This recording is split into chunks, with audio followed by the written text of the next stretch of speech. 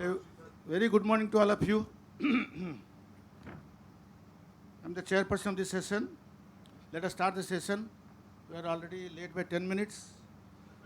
And we have two speakers now. Dr. Devashish Bhattacharya is there. Dr. Deepak is here. And of course, myself is here. Dr. Shatanshu is also here. Dr. Rakesh, are you there? Ah. Who will open the batting? Excel sheet में तो है doctor दीपक का कुछ issue है. Then Pradeep Kumar Mahanta is there. I think Pradeep Kumar Mahanta is not there. Rakesh, SICS in complex situations, please to start. Then you will be speaking. नहीं तो उसके बाद डॉक्टर देवाशीष बोल देंगे. So, good morning. Good morning to all and my respected seniors and dear colleagues. And I am going to present about the MSICS in complex situation.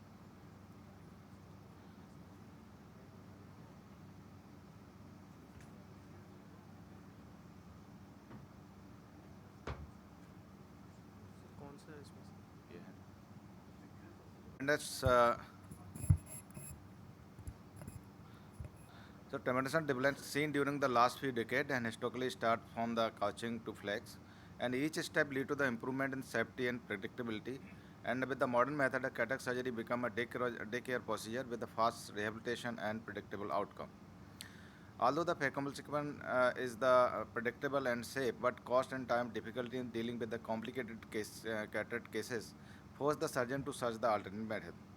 In daily practice, surgeon has to encounter some difficult situation where the surgeon experience come into play while encountering them.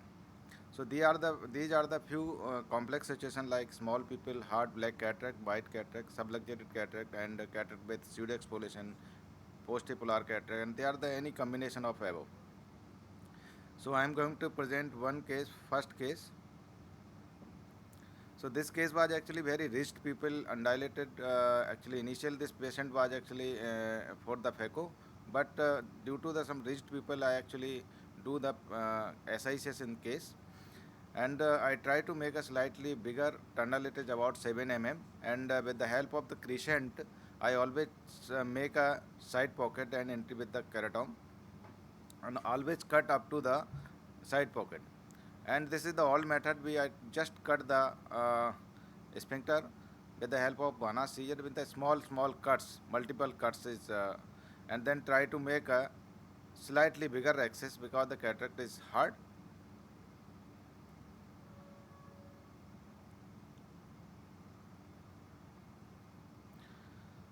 So after that we do the multiple hydrodissection in this case, and then try to rotate it and prolapse the bun pole and put the visco over and behind it, and that's a nucleus and rotate in the reverse direction. And as you see, the cataract is very large. Over the all antechamber is filled with the cataract. So I try to create the space in between the posterior chamber and cataract, and I also put the visco over it and just lift the cataract bun pole of the cataract so we can just insert the irrigating bacteria.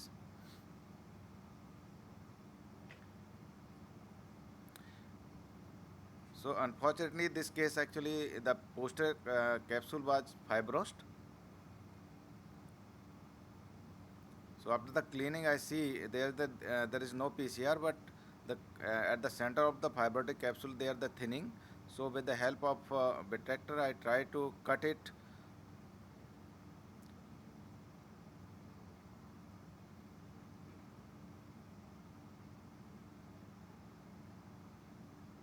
This fibrotic capsule I cut with the retractor, so try to make a visual feel clear.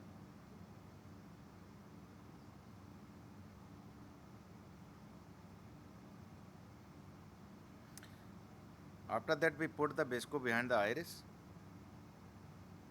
and then check if there is any adhesion, and then put the 3-piece oil in the sulcus. Actually, I didn't capture this oil because the capsule, posterior capsule was fibrous. Because sometimes during the capturing this type of, in this case, that sometimes the capsule is ruptured and actually extend, and can cause the oil drop.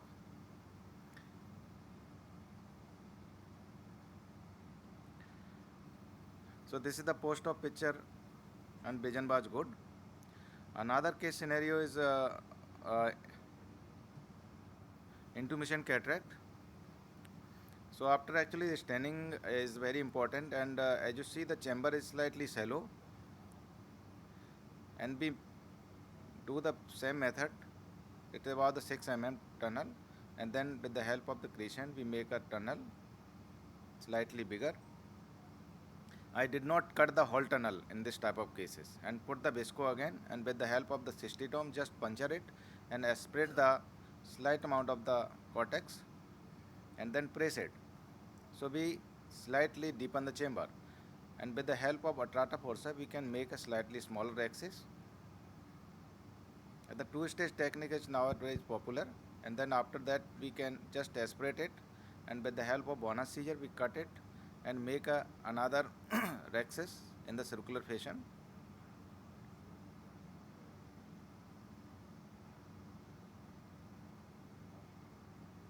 And then prolapse the nucleus and deliver it with the help of irrigating bacteria.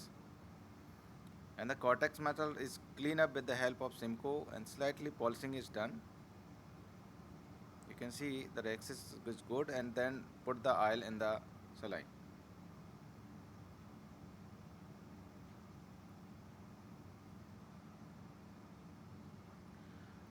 And another challenging situation is this is the fibrotic capsule with faculotic glaucoma, and then if the same technique is applied, only in this case just puncture it with the help of the cystitome and make a rhexis very gently, because the capsule is fibrotic and phacodonos is there. So after dialing this, and the nucleus was not prolapsed properly, so that's why I actually put the iris hooks and then extend the rhexis, slightly bigger rhexis, and then prolapse the nucleus in the antechamber, and then deliver with the help of nucleus and put the 3-piece oil and the hard lens, PMMA lens.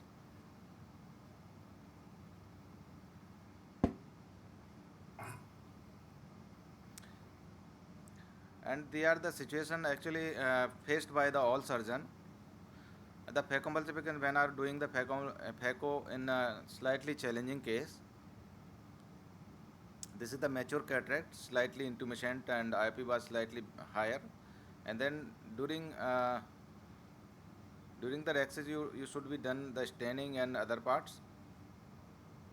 Everything actually was going very good in this case.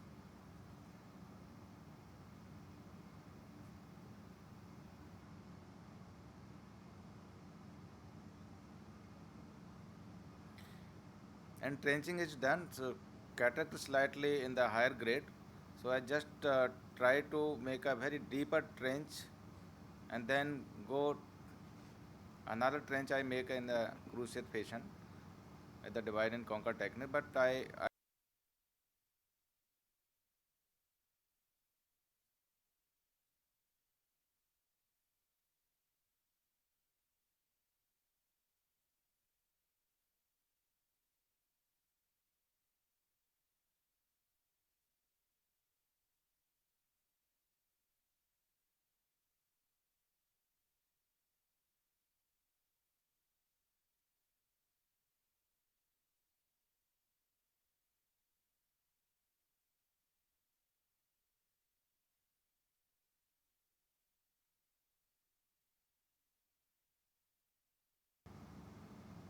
so why this region actually I just convert it.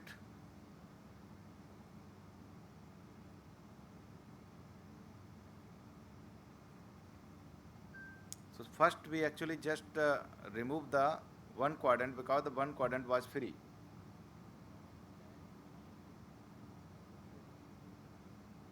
So keep it in the antechamber, put the visco behind it, and then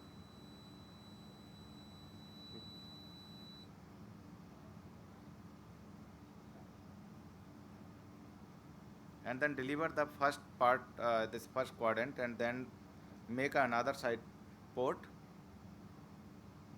And with the help of the Sinsky hook, I just prolapse the nucleus from the back, and then with the help of the other hand just rotate it in the antechamber.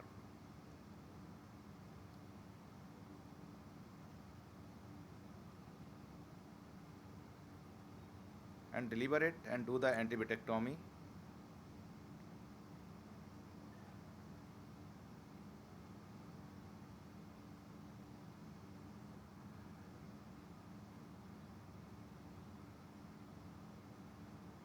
And then some amount of the cortical matter is removed, and there is no vitreous tag is there. So cortical matter is removed very easily with the help of the Simco. If there is any tag, and you can do the further vitrectomy, and then put the visco behind the iris, and then put the 3-piece aisle.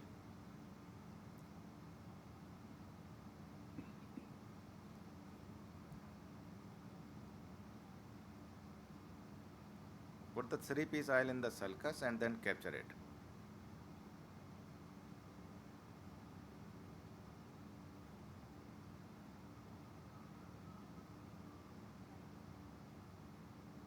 And put the bun suture because the tunnel was very slightly larger. If we allow, then go for the another take. So this is the microcornea cases and with the hard cataract. So in this case, we can do the SICS because the phaco is not good option. The cataract, so we try to make a slightly bigger tunnel. The corneal size was more than, it is about the 7 mm. And then prolapse the nucleus. In the bun pole is prolapse slightly, and then rotate the nucleus into the antechamber.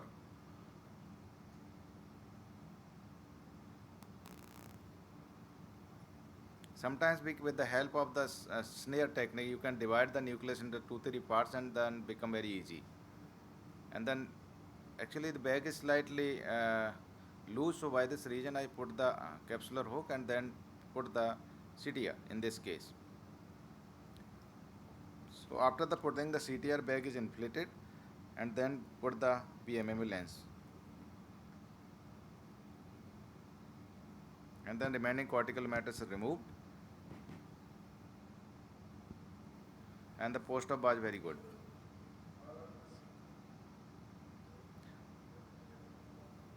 So this is the very complicated cataract. Rakesh, can we complete it now? Okay. This is the last case, sir. Yeah. Actually, there was the phacodonosis. Initially, this patient also was phacodonosis, and then just create the space to release the synechias, and then put the visco. And after that, we put the some 4 iris hooks, and then with the help of cystitum, I try to make a rhexis. But due to the fibrotic calcified capsule, the rhexis was not very good, and then you can see the nucleus also actually move. And this is the calcified chunk actually. The nucleus was actually the free from the capsule.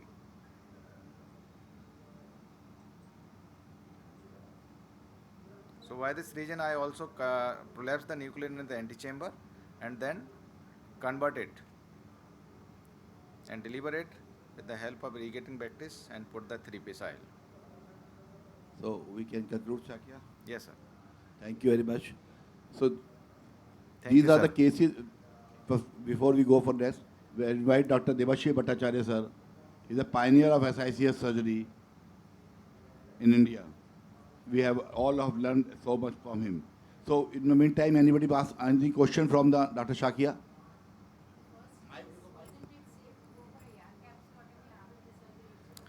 No capsule. If the capsule is very fibrotic, actually, if you do the India capsulotomy, the fibroid capsule always actually flow in the vitreous. So the patient always complaining. For there the something is you see the floaters.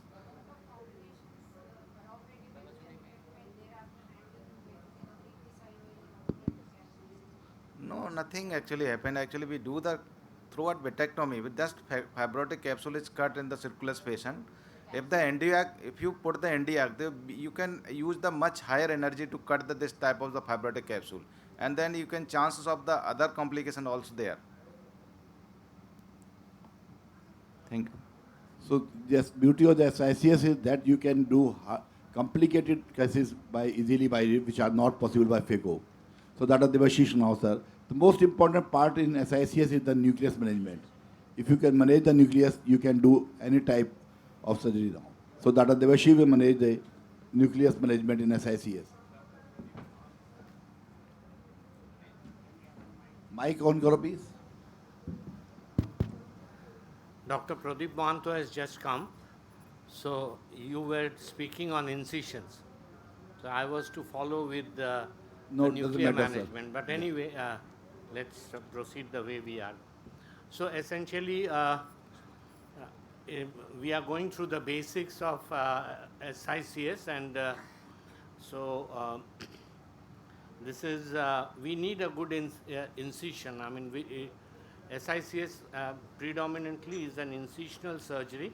So the usual is a frown incision, 1.5 millimeters from the limbus. That's the external incision, followed by the corneal tunnel, the scleral tunnel, with the scleral pockets on either side to accommodate the depth of the nucleus, and then the internal corneal valve, and then the internal corneal incision. So 6.5 and a trapezoid 7.5, leading to, I mean, this incisional size would vary on the grade and the size of the nucleus. So this can actually very conveniently deliver a 7.5 millimeter by 4 millimeter thick nucleus. Now, usually we use the irrigating vectis. What is done is basically the eye is turned down with the forceps, or maybe a bridal suture in case you are using this. The irrigating vectis then goes below, and it irrigates with the irrigating vectis slightly up, so the internal hydrostatics build up. What this hydrostatics then engages the nucleus in the correctly positioned incision, and then you just depress the posterior lip. The only thing that the surgeon has to do is to depress the posterior lip, and there is some amount of scleral stretching, and the pockets accommodate that, and the nucleus is delivered. At no time do we pull up, because that is one thing, is a strict no-no. Obviously, the advantages of SICS are many, and the incisional stability, sutureless, has to be as good, and we have to check this after every surgery. And as we saw Dr. Saikia giving a suture in one of the cases, now the fundamental thing of this sclerocorneal flap valve incision is that when we lift the upper lip, like when we are doing the rhexis or when we are cleaning the cortex, we close the globe. And when we depress the posterior lip, we actually open the incision, and we can bring out what is necessary. So, I mean, this is a wonderful example. Like when you are lifting it, you see the chamber deepens and the pupil enlarges. When you are pressing it, the incision leaks. So this is a very classical demonstration of the, and the other thing is you need a big rhexis, which is proportionate to the incision on the lens has to be big, and you have to dial out the nucleus through the incision. Now suppose in this case we try and show you that you land up with a small rhexis. Actually, this doesn't look all that big and hard cataract, but it is a big cataract. So now with a good hydrodissection, as you see the chambers shallowed, and now we are rotating the nucleus freely.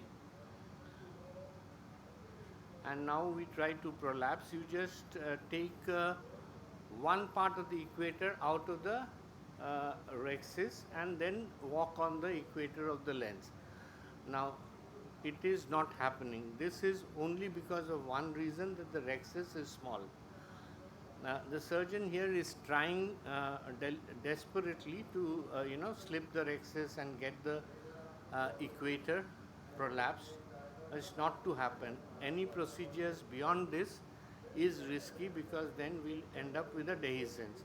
Sometimes we make just one cut with scissors, but that's not enough, because if the stretch forces are more, this will extend to the equator. So the better way to do it is to give multiple releases, because by this time you cannot actually do what Rakesh did in the previous case, that enlarge the rhexis, because staining is not possible. You've given visco, all the cortex and nucleus is messed up. So the release of the capsulotomy is in multiple points, but this almost behaves as a bag, so it is perfectly right to do so. And now you can see how easily the nucleus will come out. So that's what it is. And now you can actually, prolapsing the nucleus is another part, and the rhexis nucleus disproportion is a thing. Now to understand the incision in a cadaveric eye, where is the nucleus getting stuck? In this case, the nucleus is getting stuck in the internal incision. So what we need to do is enlarge the internal incision. Don't do anything further. Now that we have enlarged we are enlarging the internal incision, and now let's see how we go about it. Now here the nucleus is stuck in the scleral tunnel. That means either the incision is small or the pockets are inadequate. So essentially we have to enlarge them. And then only the nucleus will come out. Now if we go back,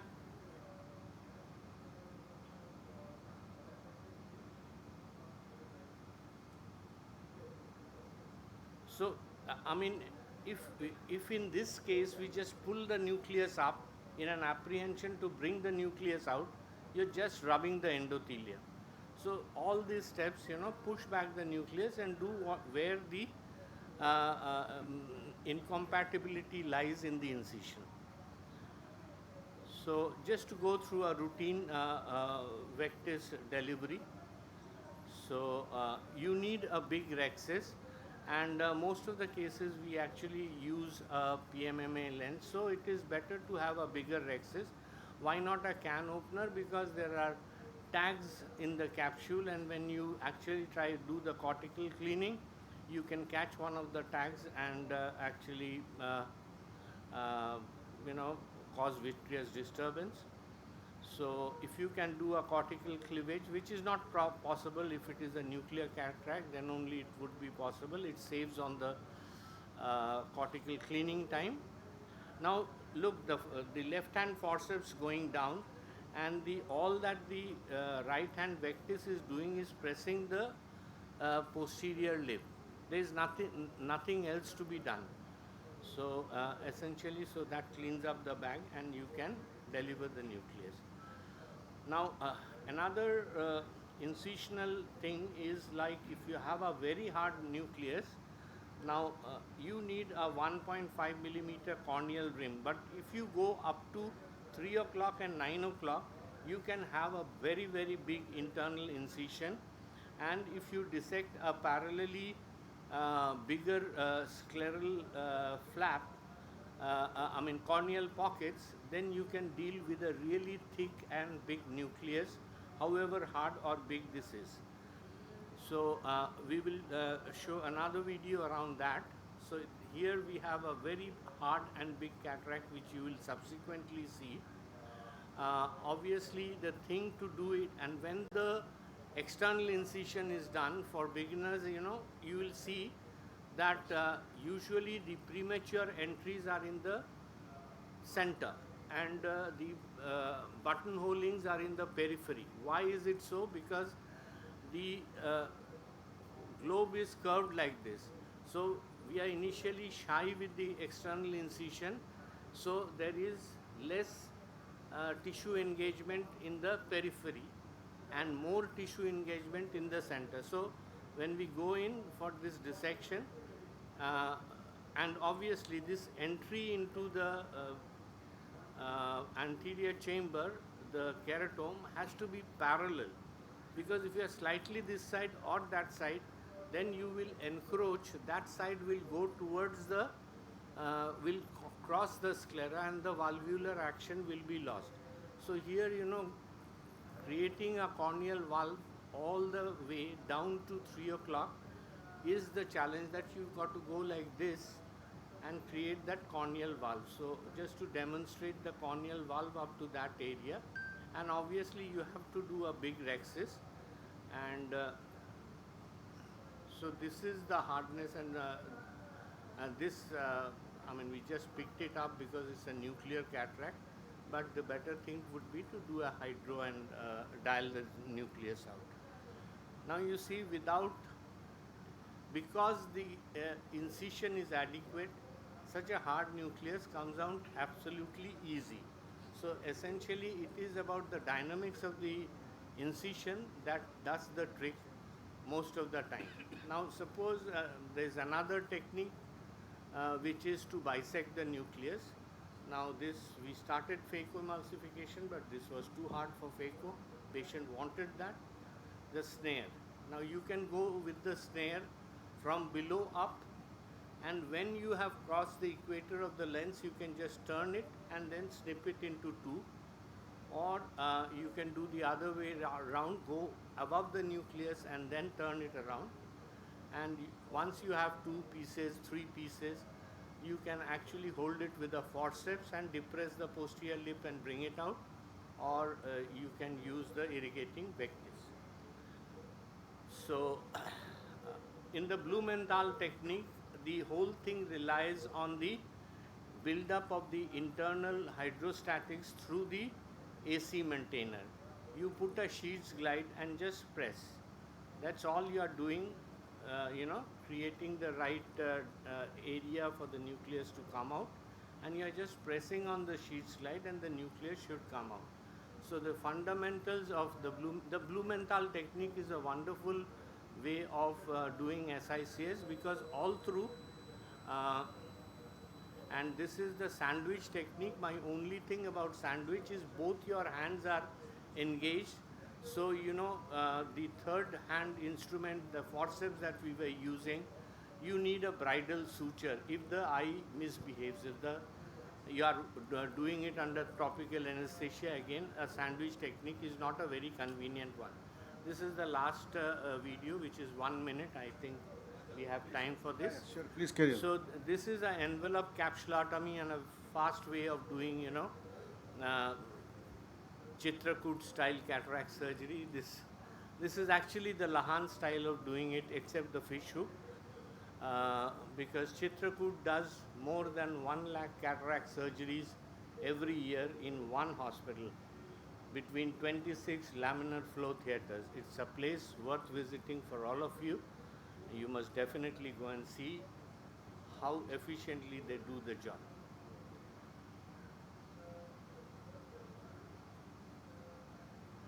This part is unnecessary. What is like 2 Christmas tree thing on the anterior capsule, and then you have the anterior capsule still. You can, I appreciate that, I suppose, and then just hold it with a forceps. Well, here, the surgeon prefers to do it slightly differently. He just holds it with the Simcoe and just gets a rhexis, and now you can put the lens in. So these are the various ways by which you can deliver the nucleus safely. But please understand, this is an incisional surgery, and the incisional dynamics and its proportion and compatibility with the nucleus is the main play. So thank you very much for your attention. Thank you. It's a really wonderful session. And Dr. Devas has given already a very good descriptive picture of how to deliver the nucleus. That's the only important part in the SICS. If you can deliver well, you will get the good results. Do you want to speak anything? So now we move on to Dr. Deepak Mishra, who will be speaking on FECO versus SICS, because the literature search.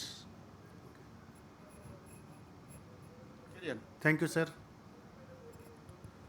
So, what we are claiming with each and everyone, it's not just a comparison or anything that anything is good or bad. What we find out in the literature, and those literatures which are the good ones, are we can have a high rated literatures. There is no financial disclosure in my talk.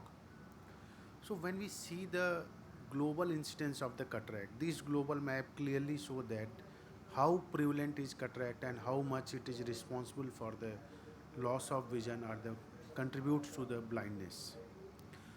It's not only that is a global part, but its incidence is increasing day by day, or what we can say, if anyone is having two eyes, then at the time of aging, he or she almost have, everyone will have cataract in their life.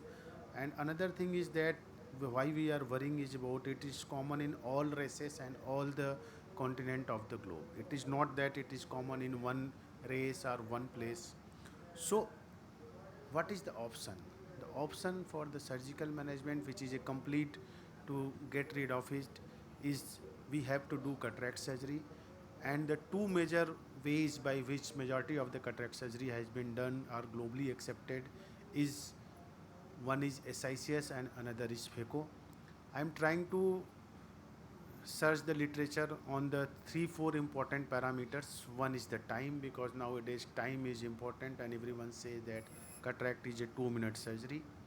Another one is the cost, machine dependency. Just Dr. Salakya answered, so what is the grade of the cataract? And then the most important or another thing is what patient wants is the what are the post-operative managements are the things, means how, what will be my vision after the surgery, taking care of astigmatism and another thing. And one thing which is important for the young ophthalmologist is the learning curve, which they have good or better. So on this point I have searched few literatures and I am going to present here their conclusions, not it's my conclusion. One is the time. Yes, we all know that time is always depend upon the experts. And when we started doing indirect ophthalmoscopy, then within few days or of a residency or sometimes we are even unable to see the globe. But the experts will just put their 20D and said, yes, this is RD or that. Same thing is happened to each and everywhere. When we either you are doing SICS or FECO, then time always depends upon the your skill or the your experiences. But these are the few articles. One is Venkatesh et al. Sir, Dr. Raut and Kulkarni and Dr. Gogote sir. And they have compared that yes, almost SICS and FECO, whatever the mean time they, like Singh et al. Reported that they did SICS in 5.4 minutes, and the variation is from the Venkatesh, that is 12.5, and here is the same from the FECO. So almost time taken in expert hands, because all these are the which are the published articles. Even the Kulkarni sir has presented his talk and in the proceedings that he is having this lesser time in SICS. So what we have searched in the literature, I can say proudly that there is no time gap. Even you can do SICS in 2 minutes and FECO in 2 minutes. It's just depend upon your hand stability and your practice. So in the time, I am not giving any weightage to any of them, either SICS or FECO, that it is fast or the slow. Second thing is the cost effectiveness. Yes, for the setting of anything, for the FECO machines and when the consumables you are required, then yes, FECO required slightly more costing on that. And for that, whatever the charges for the FECO is more. SICS is always slightly better. Here you can say that initial setup doesn't require so much of machine setup. They only required whatever is your calculated biometry is required, microscope and other thing. But here is the variation and the studies we have done by different members of that, and two important was done by our own Dr. Parikshit sir. They find out what even is the differences between the cost and find out, yes, these are the various costings of the SICS and somewhere from the FACO. Here it's looking slightly more. And again, one of the paper which is published in the Lancet, they are showing it is done on the healthcare services in the Nepal, WHO reports. Then they say that in the costing of the SICS is 30 to 67% less. But many of them are asking why there is so difference or large range for the costing in 30 to 67. The basic reason is that it's not that the machine or anything. One thing is the cost of the IOL. Now very much and different expert surgeon are using even the premium IOLs with the SICS. Dr. Raut is using even toric with SICS. Sir is using, Devashish sir is using. So the cost of IOL is different. Rest of the things are the consumables. That's why the SICS is always have a variable results. Grades, I can say that yes, SICS is good for the all grades of the cataract, and these are the various literatures which showing that which type of cataract is good. And I can say that this is the largest number of data published by Dr. Haripriya and other in JCR. They have that in high volume surgery it is done at Armin with high quality, and they mention that SICS can be done even in all the cases. And other studies also showed, like Hindwani et al., that if you want to do in a subluxated cataract or having a low endothelial count or something, then they prefer SICS more as compared to the FACO. Post-operative vision, when we have collaborated and taken one unadded visual acuity of 6 by 18, then you have seen both in the SICS and FACO they fall in this same domain. Means statistically there is no difference in any case which is in the which uncomplicated cataract surgery done in either SICS or FACO. But when we are going for the unadded 6/9, here again you have seen the FACO is having slightly better positioning in this diamond ring as compared to SICS. SICS is at the edge of this diamond and FACO is at the middle of the diamond. That means unadded visual acuity is having slightly more in the 6 with FACO as compared to SICS. But what happens is just because of this astigmatism, because many people are saying that initial whatever we do SICS is having lot of astigmatism and other thing. But when we compare and see that there are various techniques, just Devashish sir shown what are the techniques and how they can manage the astigmatism. So your incision nowadays, your whatever your incision is there, you will find out that in several type only 0.5% astigmatism is that, and in the straight it is 1.25. These are the documented finding. So astigmatism nowadays is not a big consideration for the SICS, because the lot of SICS surgeons and different one, they modify their incision types, nature of the incision to reduce this astigmatism. Endothelial cell loss, here I can say that I find only two articles, and in this you have seen that endothelial loss is slightly more in the cases of FACO as compared to SICS. Here is the same grade of the patient, of the one is the right eye, another is the left eye. First one is the right eye, and you have seen this is the pre-surgery endothelial cell count, and here you have find out some places that the black spots are, this is done by the FACO, then there is chances of endothelial loss. And another one is the same patient of the left eye done with the SICS. So here you compare, there is no such black spots in this and that. So there is chances that, and we all know that FACO is having higher chances of endothelial loss. Learning curve, yes, it's again depends upon the both. It's not, I can say that it's easy to learn SICS or easy to learn FACO, and at one of the time when the competencies match, almost both are having the same. So learning curve, it doesn't depends upon the technique, it depends upon the individual surgeon's hands, here his or her interest and number of surgeries they are doing. It's not a one thing that you can do that yes FACO anyone can do or learn in a shorter time and SICS in a longer time. That is the difference.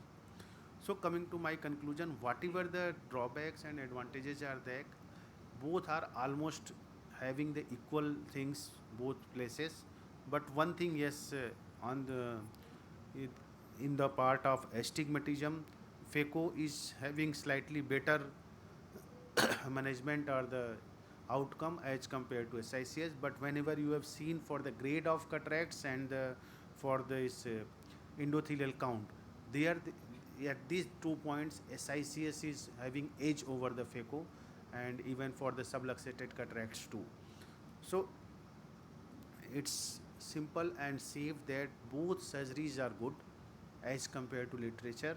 It's only the opinion of the experts or their expertise that keeps on the going good or bad. With these thoughts, I would like to thank you, sir. Thank you. Any comments?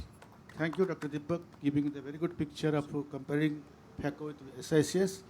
Definitely, as a SICS surgeon, I will prefer that SICS is a more edge over the FACO.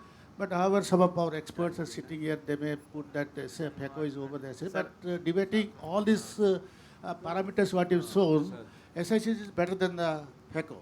So definitely my youngsters, she is sitting here, please adopt SICS is one of the best technique in our country under the any circumstances, whether clinical practice, whether the camp practice, wherever SICS has a more edge over the FACO. So any questions from the one question you can take. Anybody wants to one question you can ask. Then later on Devashish sir, we'll move to Dr. Pradeep Mahanta. Devashish sir, one comment on. Yeah, please. Sir. Dr. Devashish, yeah. No, actually, to choose like whether we'll do SICS or FACO in a particular case, I think we have to understand in SICS the incisional trauma is more.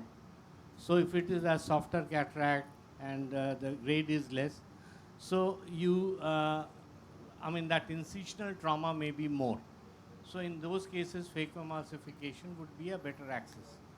But if the nucleus is hard, the endothelium is compromised, and say subluxation, some surgeons would be more comfortable doing it with SICS.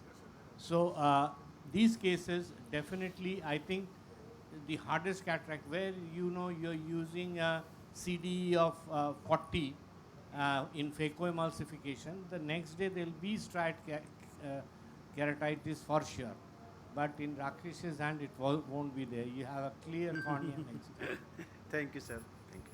Thank you. And the Now other it's over thing to- is where yeah. there is SIA, I mean say a SIA of 1.5. So like with a straight incision and an opposite OCCI, you can correct up to 1.75 cylinder. So I mean you don't need toric lenses. So cost optimization has a great benefit. And if your microscope is not good, I think you better do SICS. And in compromised situations, do SICS. Thank you. So it's over to Dr. Pradeep. His own construction in SICS supposed to come in the first. Please proceed. Yeah. How much is the time, sir? 8 minutes. Okay. Good morning. Deep regards to Devashish Da. Devashish Da is the person who taught me ECC. When I came from Shankarnetla after a retina fellowship, I didn't know anything about ECC.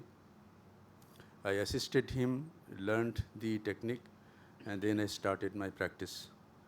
And Devashish Da is the person who asked me to start practice, not to be in a job. Thank you, Devashish Da. Thank you, Shubhodey sir. And I'm going to start. First thing is SICS is wound surgery. ECC, what we did was maybe traumatic, and it was not a self-sealing wound. We had to put about 5 to 7 sutures. But SICS is fantastic surgery. Very important is to learn the draping. We must learn the draping very well, which is a very important step. We must, sometimes we neglect it. all the eyelashes must be covered. No eyelash should project into the operating field. And now this is a upside down video. What we'll see in, it will start from above. Thorough irrigation of the ocular surface is done. In the operating field, in the preparation room, you put 3-4 drops of povidone iodine 5%, wait for 3 minutes, prepare the eye, wash it out with antibiotic drops. Then in the OT table, just give a running wash with povidone iodine. Beginners get lot of help if they use this superior rectus bridle suture. Turn the eyeball down with a muscle hook and pass a superior rectus bridle suture. This will act as a third hand. It will make the eyeball stable. You will get a lot of comfort in making the sclerocorneal tunnel.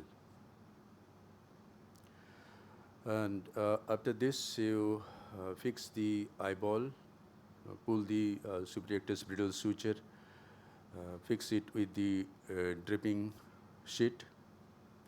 And a very important step is peritomy.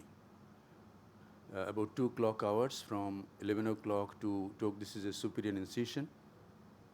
You can do temporal later on, but initially when you are learning, superior approach is much easier, is my thinking.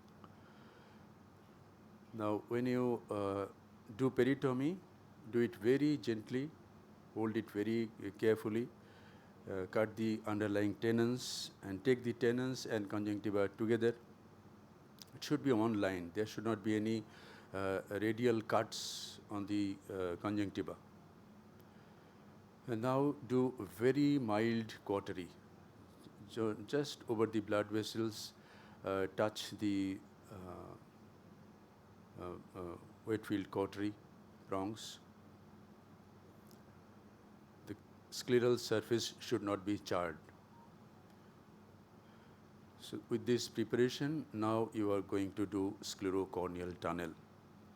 I'll show a guarded knife that Appasamy has made recently. But when I learned, there was no guarded knife. You had to learn the hard way. Beginners should use a 15 number Bud Burkhardt blade and first make the line how you will go.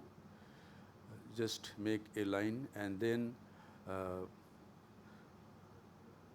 this how much deep you should go, how much force that you will learn in gradually.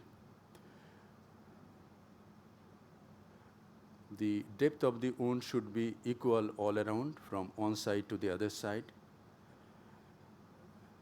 There's a bevel in the crescent blade. From the tip up to the bevel end, it should be this much depth is adequate. Now I go from the center, very gently you go into clear cornea and sweep gently towards the left and come out. This kind of movement, and always remember that the eyeball is round. Remember the contour of the eyeball and don't make any premature entry. Don't make a buttonhole in the anterior flap. When this side has been done, the other side, go forward and sweep to the right side. The outer incision is about 6.5 to 7 millimeter, and the inner incision is about 7.5 to 9 millimeter. And now I make a side port. I'll forward this part.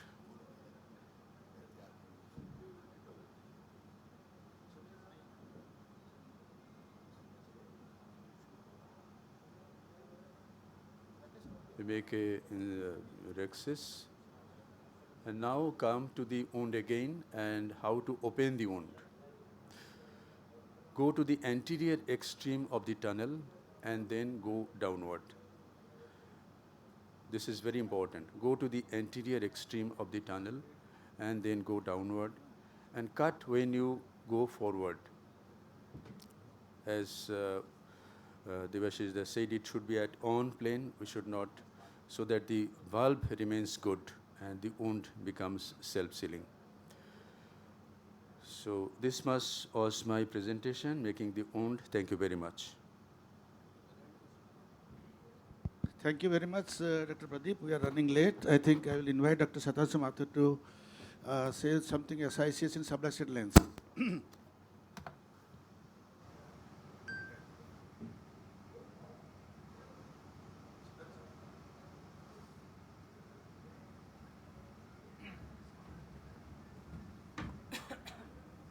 Good morning, everyone. So we have seen all the basics of the SICS, wound construction, what is the advantage of SICS over phaco, then complex situation we always seen. This is another complex situation where the subluxated lens. So we can do the SICS in subluxated lens very well. So important in subluxation lens is the grading of the subluxation, because it only depends upon what technique we are going to use. Mild subluxation less than 3 o'clock, moderate subluxation 3 to 6 o'clock, and severe is more than 6 o'clock. So this subluxation should be diagnosed before the surgery so that he can plan intraoperatively what you have to do. How to detect mild subluxation on slit lamp? This is the tremulous iris moving when you ask the patient to move the eye, history of trauma, and any filtering surgery has been done. Clinical signs you can find out the like Marfan syndrome, lens subluxation in the other eye, then you should always suspect. And biometry is the shallow AC, relatively long axial length, you should suspect the subluxation. How to detect mild subluxation intraoperatively? Difficult to puncture the anterior capsule sometime by the cystotome.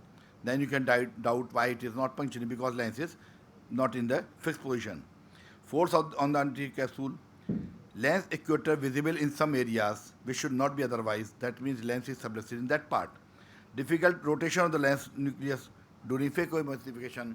Then also you doubt there is a, when you are rotating the nucleus, it was rotating but suddenly stop the rotating, then you doubt about the subluxation. So mechanism of capsule. So CTR ring has made our job very easier in such cases. What is the mechanism? I'm just shorting it because time is short. What is the mechanism of CTR ring? CTR ring redistribute the tension across 360 degree around the equator of the lens capsule. And so this is advantage that we are, if there is subluxation in one place, that pressure is not on that place because the pressure is distributed on 360 degree.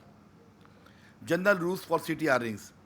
Standard CTR is not suitable for severe decentration. Use scalar fixation CTR. There are different types of CTR, you must be knowing. I am just summarizing them. And choose the CTR size based on prediction of capsular back size. Capsular back size is related to the axial length and the white to white. Median size, large size, and there are different size of CTR rings available in the market, and that when size is dependent but what goes in the expanding position. When the question comes when to put CTR, as soon as it needed and as late as possible, means CTR ring should be avoided to insert till you can avoid it, because sometimes the aspiration of nucleus and delivery of nucleus become difficult in CTR rings. So CTR impression before phacoemulsification may add heterogenic zonule weakness and makes cortical healing more difficult. So it should be wait till we can wait. This is some videos that I want to share with you.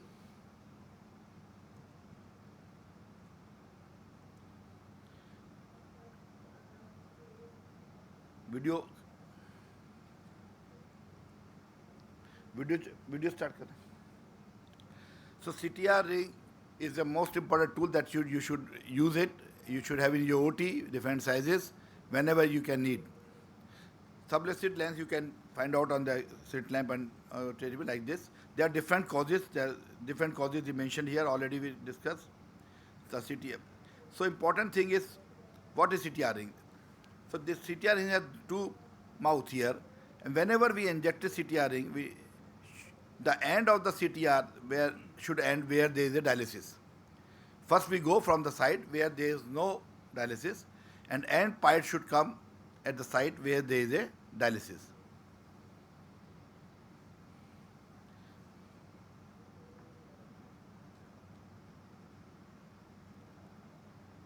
So here we have put after the implantation of the lens, because before the delivery cortical removal. So you can inject it by the injector, or you can inject it without the injector. I am using it without the injector most of the time. This is the end. You can hold the end with two for dialer or one forceps. This is a mouth which we are holding it and bringing it behind the intake capsule. So now you can see the subluxation is there. Subluxation you can see there. So we are making incision. SICS surgery. Important thing is, remember, incision should be away from the where there is a zonodialysis, number one. Number two, capsular axis. You should remember you should use high molecular weight viscoelastic, number one. Capsular axis should start away from the dialysis area, and I am using cystitome, but you can use the forceps. It is better to use the forceps because it causes less pressure over the lens. So you should use ideally the forceps. And we are coming to the subluxation area in the last. We have started away from the subluxation area and coming to the subluxation area in the last. And this is not that you should have a round capsular axis in these cases. You can have different shape of capsular axis depending upon subluxation. Now we have decided to put the CTR ring in this place before removal of the nucleus. You can see the subluxated area is visible very clearly. End of the subluxated ring will come at this site only. We are injected starting from away from the subluxated area, and ring will come in the end to the subluxated area. You can see.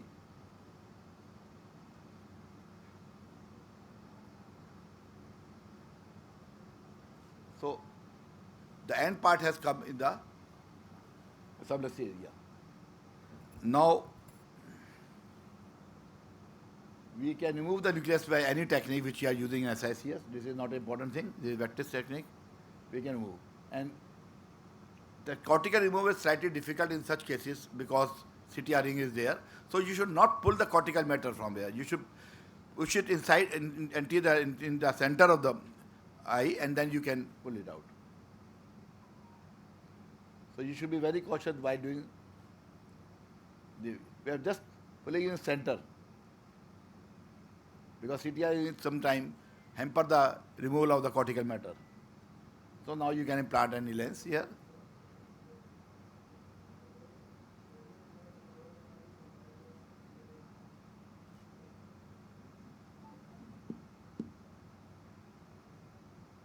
So you can manage the subluxated lens in SICS easily.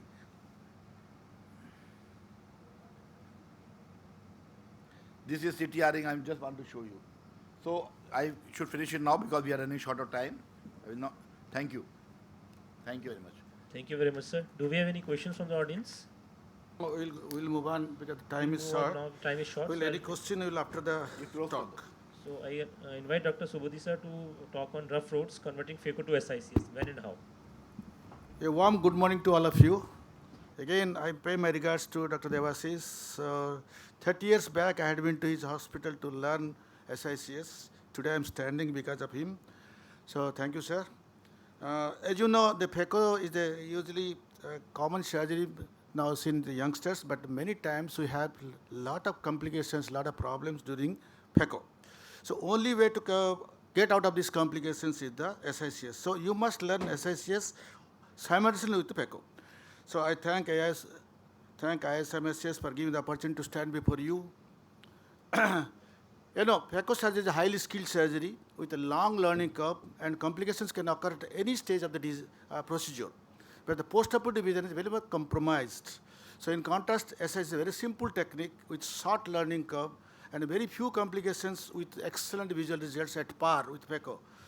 So as you know, complications can occur at any stage of FACO surgery, but SICS comes to rescue. So SICS is the best friend of FACO. So these are the, instances where you can land in complications. So starting from the improper case selection, CCC-related problems, excess use of phaco fluid, wound-related problems, corneal edema, intrameiosis, and most common being the posterior capsule rupture, which is the worst complications one think of. So these are the things. I don't want to go into details about the improper case selection. Already it has been discussed by my friends. A hard cataract. We have seen already some of the nuclear techniques, removal techniques shown by Dr. Devasis. These are the cases where you must think that primary surgery should be SICS, not phaco, because you will land in, whether it's an experienced surgeon, but the beginner also will land in complications. So CCC related problems, yes, small CCC, big CCC, again, big problem for phaco. And as you know, excess of phaco, if the hard cataract you use more phaco time, that leads to complications. And fluids also, if you don't balance the fluid, if your instrument is not very good enough, it's not an advanced phaco instrument, you will land in complications. So intraoperative meiosis, yes, in old age patients, our patients are very much elderly people. So, meiosis is one of the most common complications we see, whether preoperatively or during surgery. If somehow accidentally you touch the iris contracts and the people become small and you land in all complications.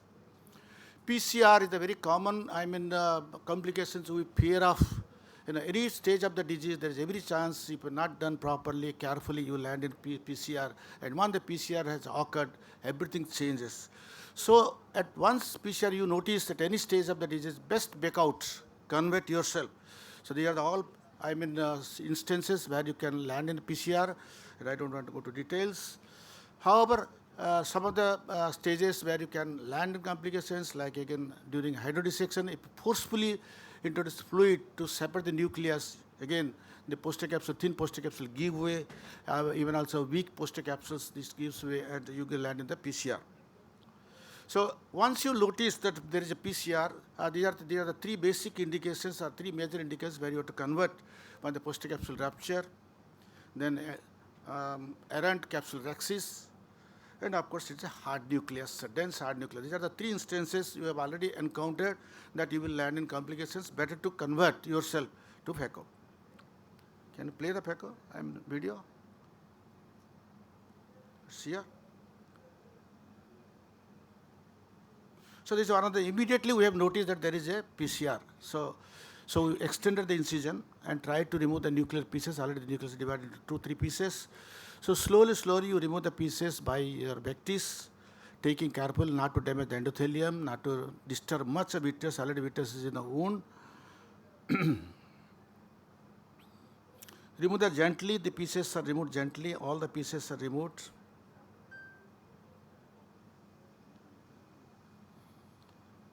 Also, some of the cortical matter have been removed. And whatever the vitreous is there in the wound and in the antechamber, remove them with a Vanna scissor. You can use the vitrectomy instrument also. But if you are master, you can do anything. If your vitrectomy instrument is already ready with you, you can go for vitrectomy instrument. Otherwise, you can do with a Vanna scissor. Remove all the vitreous, make the antechamber and wound very clear of vitreous. Now you can place the lens. It's a PMMA lens has been put, though you have planned for the foldable, but you should be ready with the PMMA lens too. So in this, there is no compromise in the results. Our main aim is to the interest of the patient. So how to make the transition? So whenever you notice that you have already ruptured the posterior capsule, don't remove the phaco piece. Wait for some time. Simultaneously from the side port, inject visco. Maintain the antechamber so that there will not be any collapse.